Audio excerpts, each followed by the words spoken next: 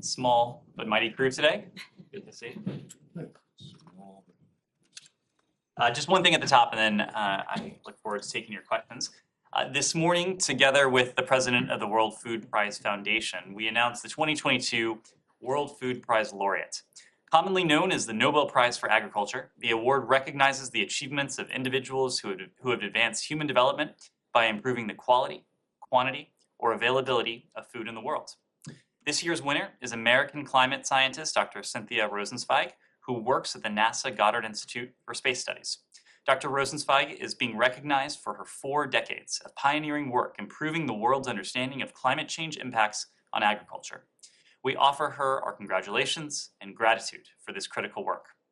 The World Food Prize Foundation's mission is to advance human development by improving the quality, quantity, or availability of food in the world, engaging in cutting-edge global food security issues, and inspiring the next generation to end hunger. It's a mission that is critical to addressing food security challenges of today and preparing to feed future generations. Already a critical concern due to the impacts of the climate crisis, the problem of food insecurity is now even more acute as President Putin's war in Ukraine has put millions around the globe at risk. And addressing this issue is a top priority for the U.S. government. This morning, as you saw, the department announced the appointment of Dr. Cary Fowler, a noted agriculturalist, as U.S. Special Envoy for Global Food Security. Ambassador Thomas Greenfield announced the United States will launch a week of action to address food insecurity across the globe later this month, which will include a ministerial level meeting on May 18th at the UN in New York and an open debate in the UN Security Council about food insecurity in armed conflict the following day on May 19th. On March 24th, President Biden announced $1 billion towards additional humanitarian assistance for Ukraine and global food security. These funds will provide food, shelter, clean water, medical supplies, and other forms of assistance to those affected by Russia's invasion. President Biden has also committed $11 billion to support long-term food security priorities. Once approved by Congress, these funds will be used at home and abroad to support long-term efforts to bolster food security, enhance supply chain resilience, and provide humanitarian aid, including to those affected by this war. This is in addition to our ongoing work with allies and partners to combat food insecurity, which has been exacerbated by Russia's destructive war on Ukraine. With that, happy to take your questions. Thanks, Ed.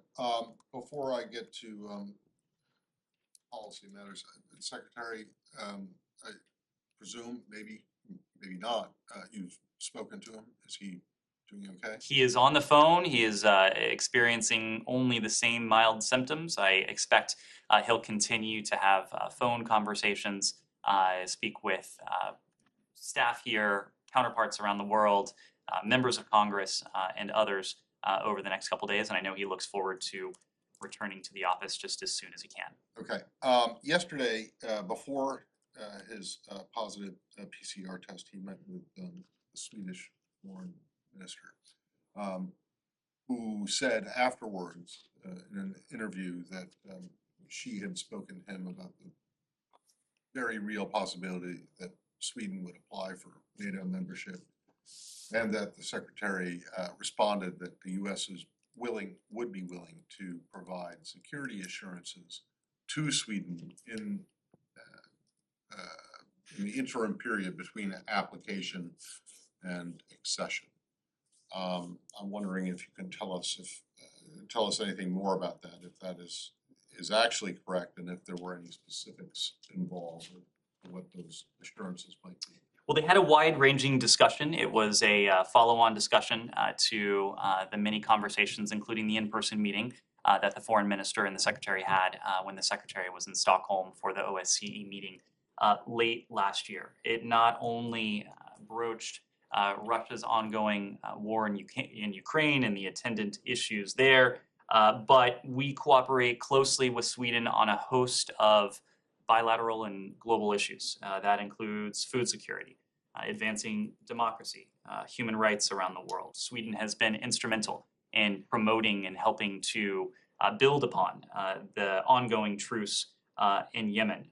They discussed areas of cooperation between the U.S. and the EU as Sweden prepares to assume the presidency of the Council of the European Union in 2023. Of course, they did have an extended discussion on Russia's actions in Ukraine and the implications of it. As we've said before, every country has a right to choose its own path. Every country has a right to determine for itself its foreign policy, its alliances, its partnerships. And when it comes to NATO, that is a decision for the 30 members of the alliance and the aspirant country and nobody else. We have consistently made clear our commitment to NATO's open door policy. NATO's door remains open to aspirant countries when they are ready and able to meet the commitments and obligations of membership and to contribute to security in the Euro-Atlantic area. When it comes to Finland and Sweden, as we said before, both are valued partners of NATO. They're valued partners of the United States. We remain firmly committed to this open door policy. Of course, the NATO Secretary General has recently noted that allies would welcome Sweden and Finland, and as the Secretary General himself said, I am certain that we will find ways to address concerns they may have regarding the period between the potential application and the final ratification. The discussion yesterday noted that Sweden has not made any formal public announcement about its intentions to put forward an application for NATO. There was a hypothetical discussion about that and related issues.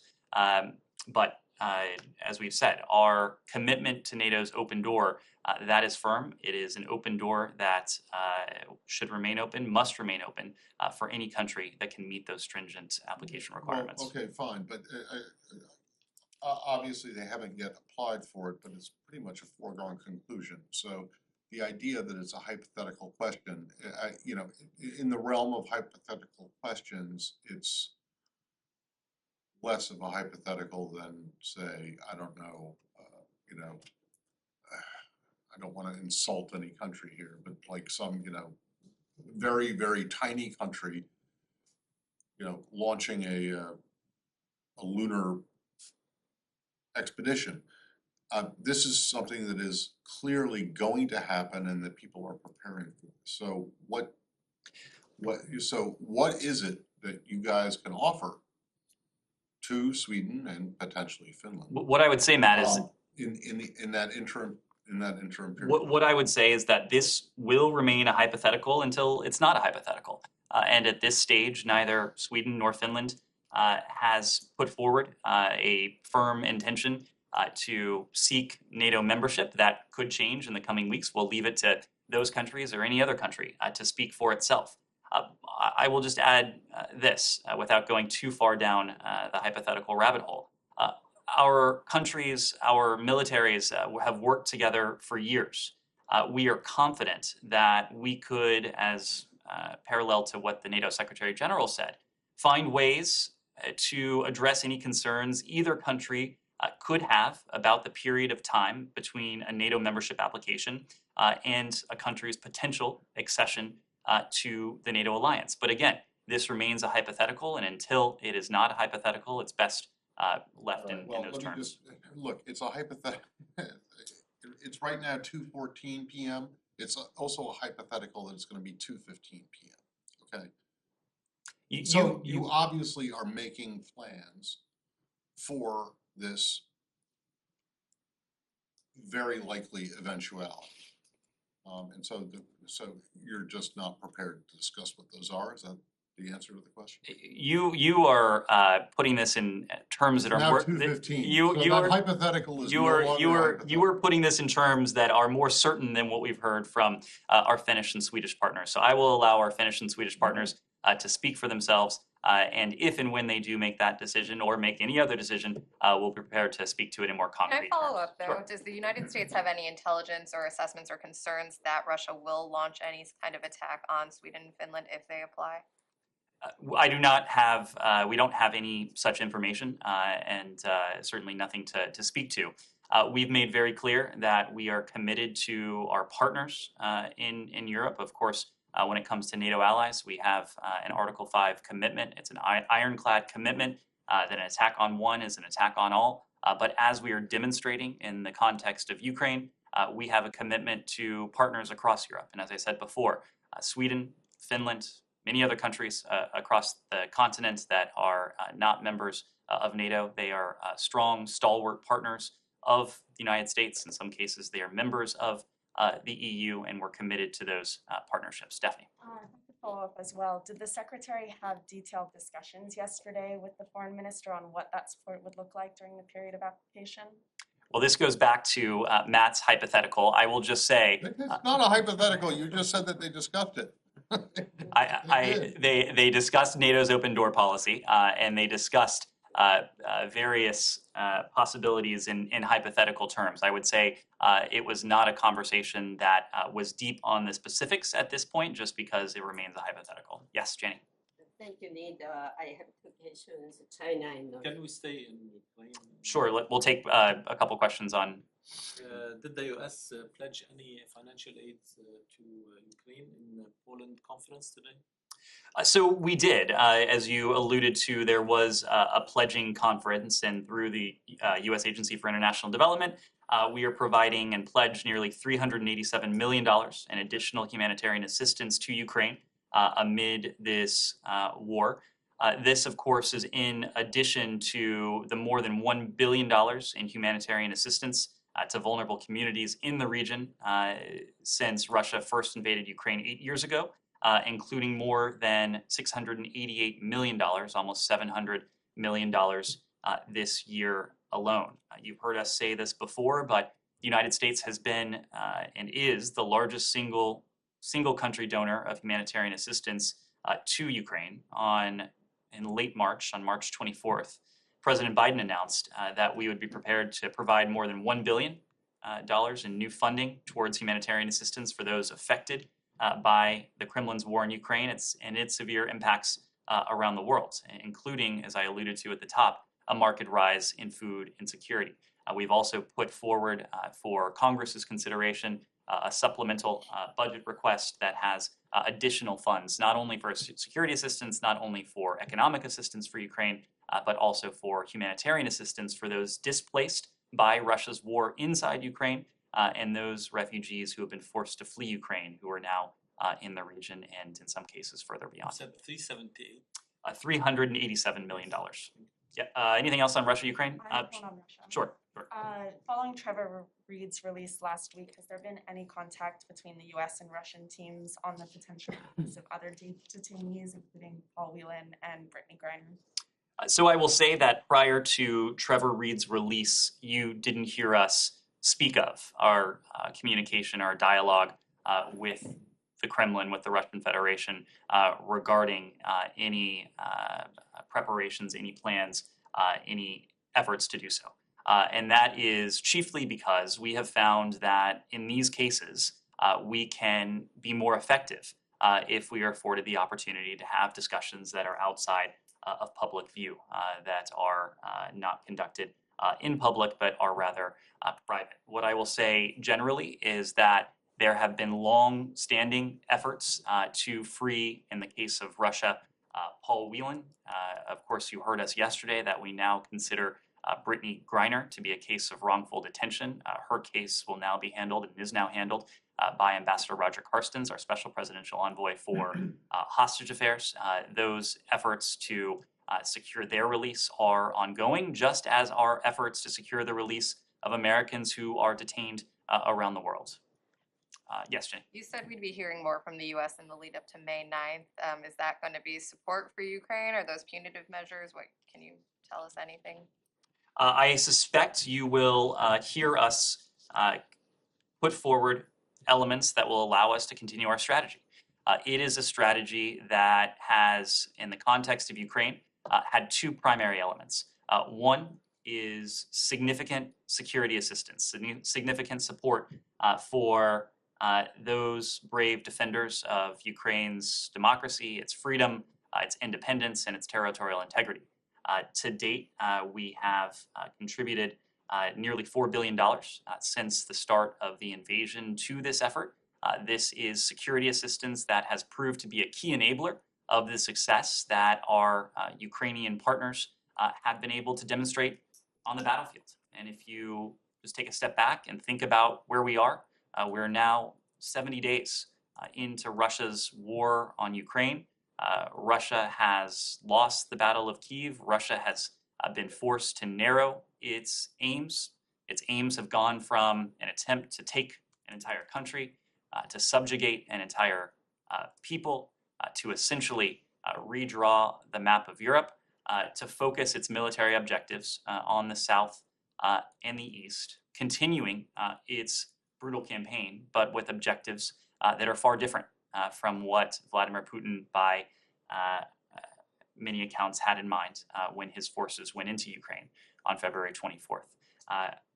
We'll continue with that security assistance. We'll also continue on the other side of the ledger to apply unprecedented amounts of pressure on the Kremlin. And we've done that together with dozens of countries around the world, spanning 4 continents, with financial sanctions, with export control measures, with efforts to reduce and wean dependence on Russian energy that has for too long been a source of revenue for the Kremlin, and for more recently, the Kremlin's war machine in Ukraine.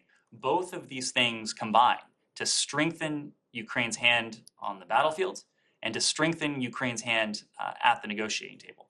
Because our strategy is to see to it that Ukraine emerges from this victorious. Ukraine will do so at the negotiating table. Our goal is to strengthen Ukraine's position at that negotiating table as we continue to place mounting costs on the Russian Federation. Yes? The Richardson Center has confirmed that the former ambassador to the UN is taking on Brittany Griner's case. Is this welcome news to the State Department? Can you comment? Look, we appreciate all of those who are very invested in this case. And Brittany Griner is fortunate to have a network who has supported her from day one. We have worked very closely with that network. When it comes to others, we do often partner with various individuals and organizations on these cases, but it's not something that we speak to publicly. We welcome all of those efforts that are coordinated closely with us that might help to seek the safe release of any American who's unjustly detained around the world. Yes? How concerned are you that Russia has said that any weapons deliveries from the U.S. or other NATO countries would be a legitimate target? We're not going to respond to Russian bluster, to Russian propaganda. I think you've heard from my counterpart at the Department of Defense that we continue to have the unimpeded ability to flow weapons and security assistance into Ukraine. Those deliveries have, whether it's from the United States or from our allies and partners around the world, been occurring almost daily. The fact that we have been able to announce such large drawdowns, the last 2 of which have been $800 million, nearly $4 billion since the start of the war, and then to deliver that within oftentimes days of making the announcement, speaks to the fact that we are able to process those drawdowns, to deliver those weapons precisely to our Ukrainian partners, what they need, so they then can take it precisely to where they need it most. Yes, Jenny? Thank you, Nate. On North Korea and China, will additional U.S. sanctions on North Korea be adopted in this month's UN Security Council resolution? If China and Russia use their veto, then what happens? Well, this is something that we are discussing with our allies and partners around the world. And in the first instance, we're having these discussions with our treaty allies in the Indo-Pacific. We've talked about our ironclad commitment to the defense of Korea, the Republic of Korea, and to Japan as well. And so in the aftermath of these most recent provocations, including the 3 ICBM launches and the ballistic missile launches, this week we have continued those conversations with our allies. But we are also discussing this with a broader set of allies and partners around the world. That includes in New York, where our ambassador there, Ambassador Linda Thomas-Greenfield, and her team have been engaged on the challenge that is posed by North Korea's ballistic missile and its nuclear weapons program. It is a challenge, it is a threat to international peace and security that the UN Security Council and its members have recognized in the past. The UN Security Council and its members, including all 5 permanent members in the past, have signed on to a string of UN Security Council resolutions. That's precisely why the ballistic missile launches this week, the ICBM launches in recent weeks, have been an affront to multiple UN Security Council resolutions. So we're not going to get ahead of any steps that the UN might take or the UN Security Council might take, but we do think that accountability is important.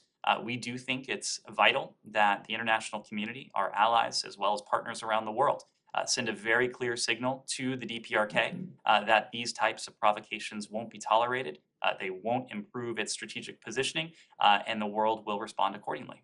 On China, yesterday, Chinese Foreign Ministry said the U.S. was responsible for North Korea's continuous missile violations.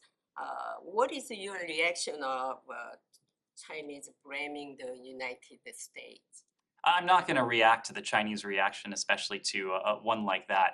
What I will say is that the PRC and the DPRK equally know where we stand on this. We have and we harbor no hostile intent towards the DPRK. It is our goal, as it is the goal of other allies and partners in the region and around the world, to see the complete denuclearization of the Korean Peninsula. We believe we can affect that through diplomacy and dialogue. That is what we seek to have. We have made very clear to the DPRK, we've made very clear publicly to all of you that we are prepared to engage in that dialogue towards the end of the complete denuclearization of the Korean Peninsula. In the absence of discussions with the DPRK, we are engaged concertedly with our allies, Japan and the Republic of Korea, but also with allies and partners around the world. Michelle. Ned, on Syria, Austin Tice's parents have said yesterday that the president has pledged to engage directly with the Syrian regime to free Austin. How will this engagement be? Are you planning to send a U.S. official to Damascus to talk about this issue? So this goes back to what I was saying in response to previous questions in the case of Trevor Reed and Brittany Griner. We've often found that we can move the ball forward most effectively if we don't detail everything we're doing in public, if we do have space to conduct behind the scenes discussions. In the case of Austin Tice, this is an American who has spent nearly a quarter of his life, almost 10 years of his 40 years on this earth, separated from his family. We have said before that when our Special Presidential Envoy for Hostage Affairs speaks with other officials, speaks with regimes, speaks with actors around the world, that is distinct from traditional diplomacy in many ways. And Ambassador Carstens has referred to it as hostage diplomacy. So Ambassador Carstens can go places, he can talk to people that others in this administration, in some cases, would not. But I'm just going to leave it there. That means he will be going to negotiate with the regime, and will he talk with them about U.S.-Syria relations and politics? I said nothing of the sort. I said that Ambassador Carstens is in a position as a Special Presidential Envoy for Hostage Affairs to talk to individuals, to talk to governments, to talk to regimes that others in this department or in this government might not be in a position to do. He has done that before in his role. He has been successful in efforts to free Americans who have been unjustly detained around the world, including in places where we don't have diplomatic relations. And so we are going to seek to continue that track record of bringing Americans home. And on Lebanon, tomorrow we'll start the parliamentarian elections. What are your expectations? Well, the elections aren't until later this month. I believe they're May 15th, but we do support free. We'll start tomorrow in the Arab world and on Sunday in other. But we do support free, fair, transparent, and on-time elections in Lebanon that represent the legitimate will of the Lebanese people who are living through crises of historic proportion. We hope these elections will lead to a timely formation of a government that will quickly address the challenges faced by the people of Lebanon. Yes, Jenny. News is just breaking now, but I was wondering if you have any comment. The Israelis are saying at least 3 people were killed in a suspected terror attack. I saw initial reports just as I was walking in. if these reports are accurate, and certainly no reason to doubt them. It would be the latest in what has been a string of despicable terrorist attacks that have rocked Israel in recent weeks. We saw them in advance of this holy period, the confluence of Easter, of Passover, of Ramadan. We saw them in advance of the Negev summit. And if this is what it appears to be, it is something that we would condemn in the strongest terms. Our commitment to our Israeli partners, to Israel's security, that is ironclad and will provide any and all assistance that may be required in this case. Yes. There are reports that the CIA director told President Bolsonaro to stop casting doubts on the country's election system last year. Did state also communicate a similar message?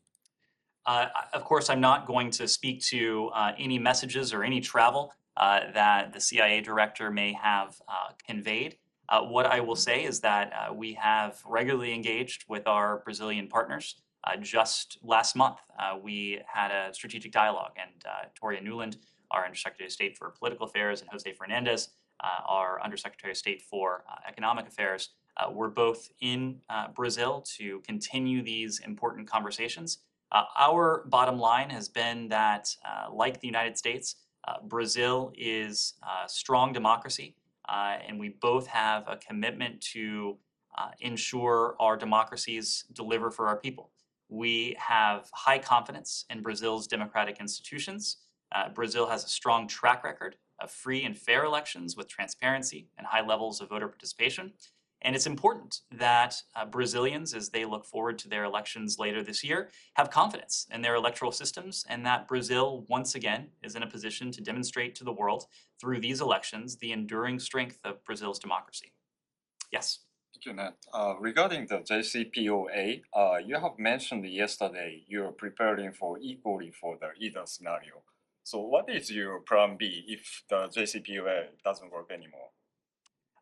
So you're referring to the fact that the JCPOA continues, we believe, to be in our national security interests. It continues to be in our national security interests, principally because it would once again put in a box Iran's nuclear program, a program that since 2018 has been in a position to gallop forward in ways that are unacceptable to us, that are unacceptable to many of our allies and partners around the world.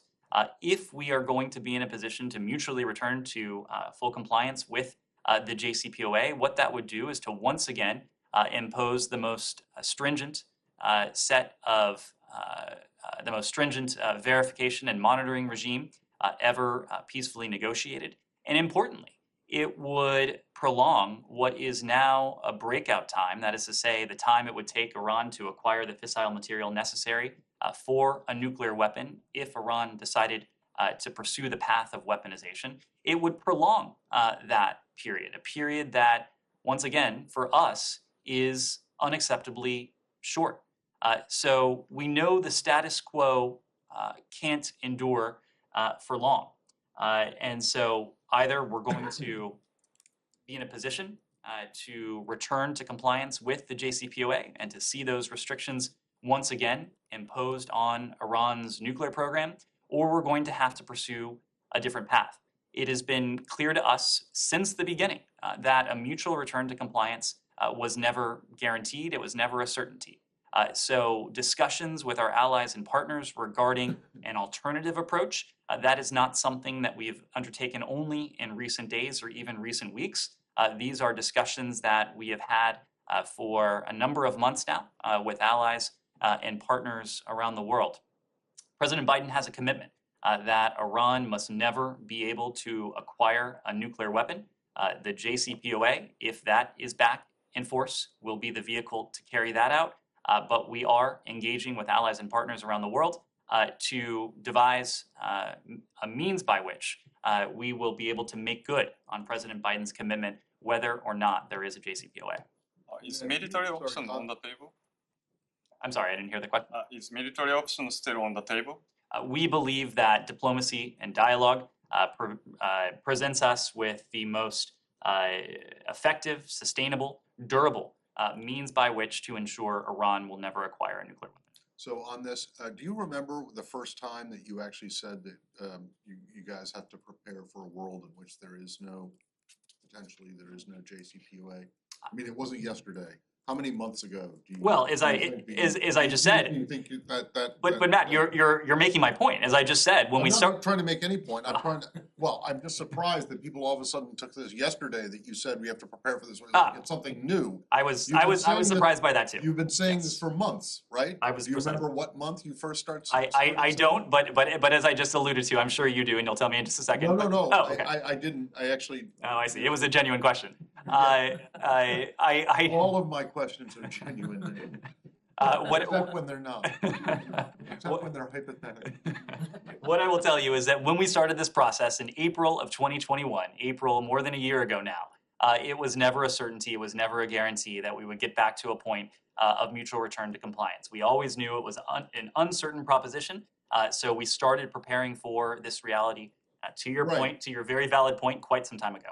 Yeah, okay, exactly. So now, in terms of the debate over this assessment or alleged assessment about whether or not it has already, the window has already closed and that it no longer makes sense, according to some people, that this assessment says that it no longer makes sense to rejoin the JCPOA. Is there a situation in which even though you can't get everything you want in terms of breakout time with the JCPOA, that the administration still believes that it is in the U.S. national security interest to come back into compliance with it? So to the first part of your question, I just want to be clear about this because I know there has been some misinformation, potentially disinformation out there. There is no secret assessment, quote unquote, that a mutual return to full implementation of the JCPOA is no longer in our national interest. Okay, so, all right, stop right there. Let me just say, so what is Senator Menendez talking about? Not Senator Cruz, Senator Menendez. I When he says that he understands from classified or unclassified, I don't know what, but he understands from the administration that the window actually closed in February.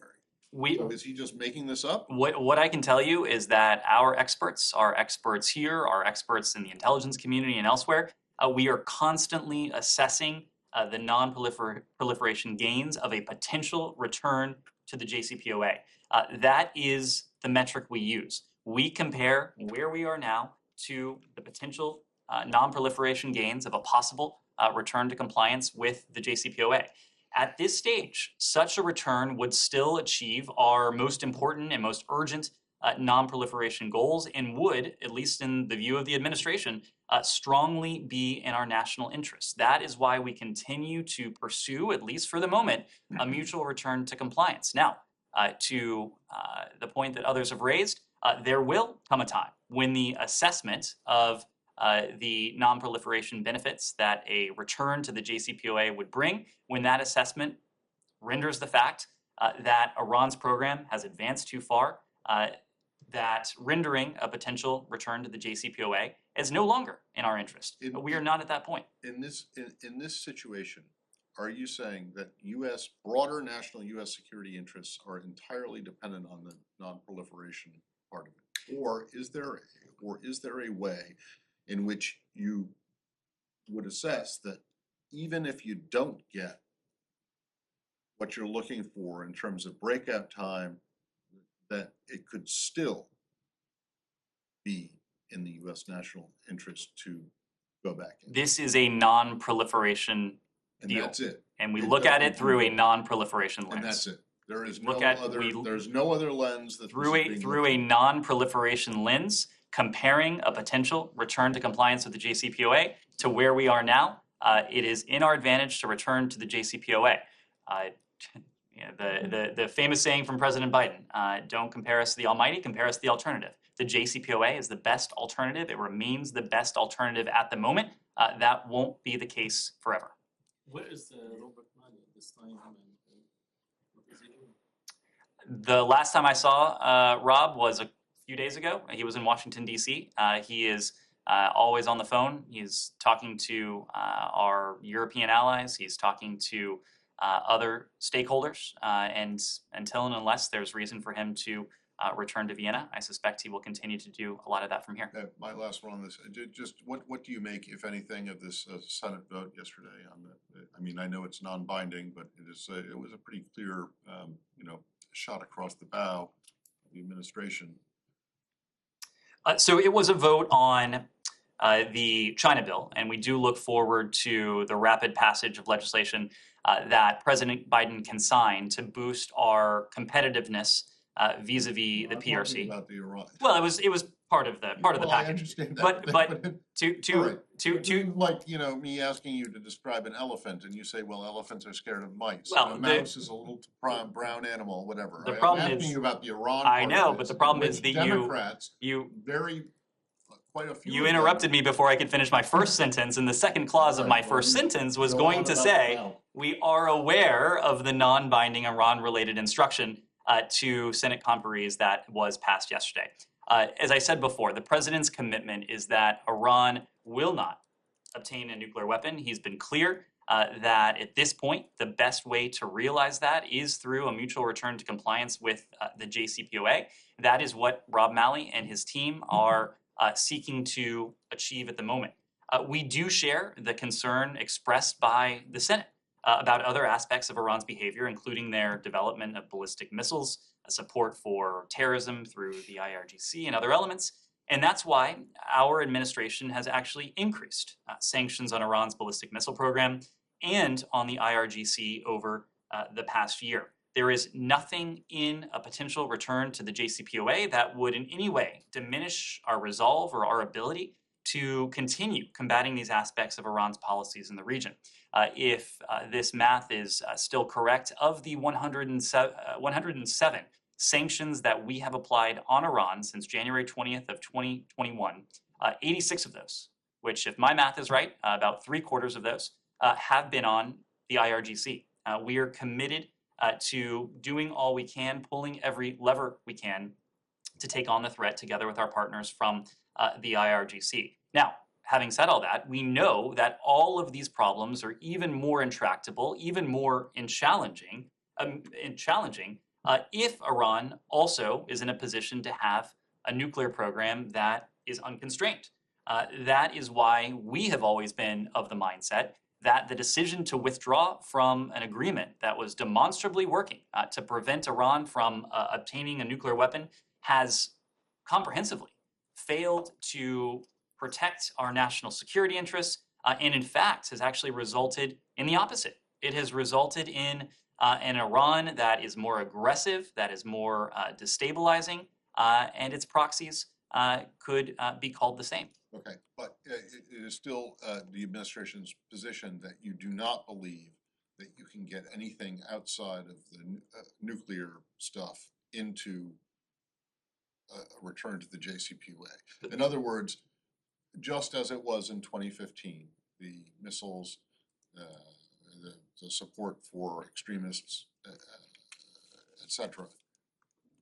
You're not looking to get that into get that into a deal. The JCPOA is about one thing and one thing only, and that's Iran's nuclear Okay, program. so then is this the end of the longer and stronger thing that you guys had been talking about? It is- since, February of last year. As when it first came in? I said before, we are committed to working with our allies and partners to address these other challenges Right, that but the JCPOA is not gonna be longer and stronger. the Even- first step, even- the first step. No, but like, no, but if you get a deal to return, it isn't gonna be longer and stronger. correct? the first step is testing the proposition as to whether we can mutually return to compliance with the JCPOA. I get that. That's the first step. Okay. Now, going back to the point about hypotheticals, it's far from clear that we'll get there. It wasn't a hypothetical, this is No, what but- the administration came into office saying, not only do we wanna return to the JCPOA, but we wanna make it longer and stronger, sort of one whole thing. And I just wanna make sure that what you're saying now is that you have essentially, given up might be a pejorative here, but you don't believe that it is all, that it is at all possible to include other things that weren't covered by the original We have deal in a new one. we have always said that a first step is putting a box back on top of Iran's nuclear program. That is a first step. It is, to my point a moment ago, a hypothetical as to whether we'll be able to do that, because it's far from certain whether a mutual return to the JCPOA will be in the offing or not. Whether we're able to get there or if we're not able to get there, we are still going to work with partners and allies and still engaged in diplomacy to see to it that we can take on these other challenges that Iran poses to the region and by extension to us. And that includes the IRGC and its ballistic missile program, among other challenges, Gita. Ned, when you talk about Iran's advances to a point where the benefits of the JCPOA will not be realized anymore, about that, nuclear experts believe that at a certain point, anybody with nuclear capabilities can produce crude nuclear bombs, which is one level, obviously, less than the actual bigger size one. Does the administration differentiate between these two? Because according to David Albright, he in early April, he estimated that between mid-April and end of April, Iran would have enough 60% to manufacture a crude bomb. Does the administration differentiate? Are you waiting till it does 90%? We have a commitment that Iran must never be able to acquire a nuclear weapon. And the reason why we have pursued a mutual return to compliance with the JCPOA is not only that it would define what Iran can't do and to impose the most stringent verification and monitoring regime ever negotiated, but it would give the international community, principally through the IAEA, greater transparency into all of the potential pathways that Iran could seek to illicitly acquire a nuclear weapon. So to have an agreement that has these caps, that has a stringent verification and monitoring regime, and as a result, that affords much greater levels of transparency to international weapons inspectors. This is why the JCPOA remains, at least for the moment, manifestly in our interest. Well, sure, but by now, Iran may have enough 60% to manufacture a smaller explosive. That doesn't count. You're raising something that, again, falls in the category of hypotheticals. We have made clear that we are determined, the president has a commitment that Iran won't be able to acquire a nuclear weapon. We want to see to it that we put everything in place in a way that is sustainable, in a way that is durable, in a way that is transparent, so that not only can we prevent this, but if Iran seeks to manufacture a nuclear weapon, if it seeks to manufacture, as you put it, a crude nuclear device, that is something that we would be able to detect early on. All right, thank you very much. I got one more. Okay. I'm just wondering if you have any kind of an update on this child custody / abduction issue in Nepal. Not an update since we last talked about it. I think, as you know, this is a matter that is before a court in Nepal. Our priority and responsibility is to assist U.S. citizens in the most effective way possible. The embassy in Kathmandu, the department, are working diligently to assist the family member in this case. Embassy personnel are in regular contact with the father. They've informed him of all developments in this case. But you do not consider this to be a case of the child being abducted from India into Nepal? We are not characterizing this case as an international parental child abduction to Nepal. Gotcha. Yes. But, well, continue. Okay, so I'll give you the fuller facts. We understand the facts of the case to be the following. The child's Indian national mother was wrongfully retained the U.S. citizen child in India in 2017. The father, who's a U.S. citizen, immediately secured a court order in Cook County, Illinois, determining he had sole custody of the child while she was still unlawfully retained in India with her mother. In light of the mother's actions, the department considers the case to be an international parental-child abduction case between the U.S. and India, and the U.S. has formally raised it with the Indian government on several occasions, urging a swift resolution. In April of this year, the father, while visiting the child, departed India with her across the border to Nepal. Both parents are now in Nepal. Daphne. Sorry, Matt. No, I'm done. Thank you. I Do said you, thank you. Do you have any update on Blinken's China speech? Will it be rescheduled? It will be rescheduled. I do not have a date to offer at this time, but I can assure you that we will find a date at the earliest opportunity. Thank you all. Thank you. Thank you.